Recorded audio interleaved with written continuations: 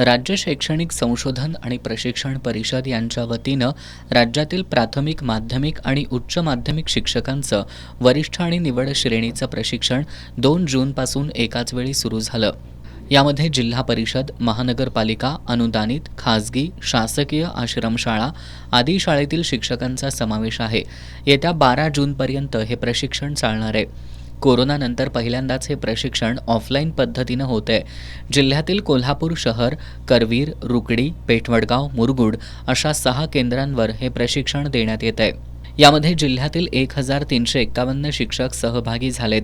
त्यांना एकूण 120 प्रशिक्षक प्रशिक्षण देणार आहेत. यामध्ये प्रामुख्याने दिवसभरामध्ये परिपाठ, आदर्श शाळांचे व्हिडिओ सादर केले जातात आणि 5 सेशन होतात.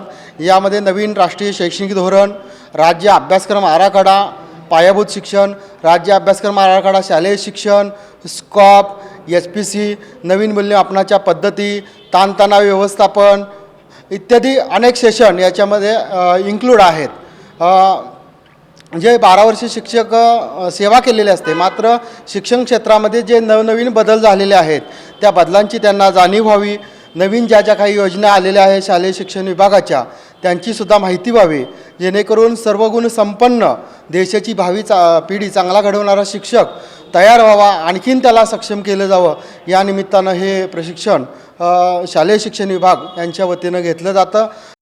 दरम्यान काल आणि आज सर्व्हर डाऊनच्या तांत्रिक समस्येमुळे या प्रशिक्षणात व्यत्यय निर्माण झाला. या संदर्भात राज्य पातळीवर पाठपुरावा करत असल्याची माहिती त्यांनी दिली. थोड्याशा तांत्रिक अडचणी येत आहेत. राज्यस्तराला आम्ही त्याची विचारणा करून त्या तांत्रिक अडचणी सोडवण्याचा प्रयत्न करीत आहे. या प्रशिक्षणानंतर घेण्यात येणाऱ्या परीक्षेत 50% गुण प्राप्त करणाऱ्या शिक्षकांच्या वेतनात वाढ होणार आहे. त्याचबरोबर या प्रशिक्षणामुळे राष्ट्रीय शैक्षणिक धोरण राबवण्यास मदत होणार आहे.